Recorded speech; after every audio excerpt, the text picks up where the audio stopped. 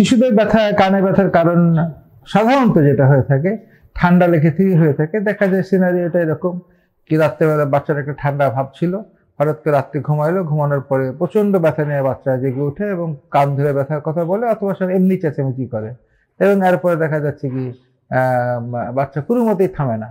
না থামার পর অনেকক্ষণ পরে দেখা যায় কি কান দিয়ে কিছু পানি বাইরে আসে, পুজ পানি, এবং বাচ্চা তখন আরাম করে ঘুমিয়ে পড়ে। কিন্তু কথা হলো প্রথম জিনিসটা হলো এটা কি একটা ঠান্ডা ভাব ছিল এবং ঠান্ডা ভাবের পরে কানের ব্যথা বা সামথিং এটা রাত্রিবেলায় সাধারণত শুরু হয়।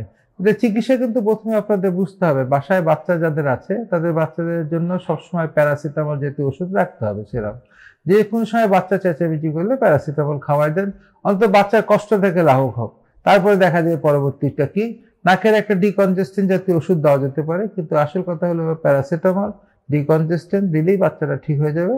এবং এরপরে যখন যদি কান দিয়ে কিছু পুজ পানি বাইরে আসে তাহলে অবশ্যই আপনাদের নাক কান গলা বিশেষজ্ঞকে দেখাতে হবে কি এখানে কোনো সমস্যা হচ্ছে কিনা বা সমস্যা থেকে যাচ্ছে কিনা। এর থেকে বেশি কিছু লাগে না, তবে ঠান্ডার জন্য আপনাকে 5-7 দিন ব্যথার ওষুধ বা প্যারাসিটামল জাতীয় ওষুধ দিতে লাগতে পারে। আল্লাহ হাফেজ।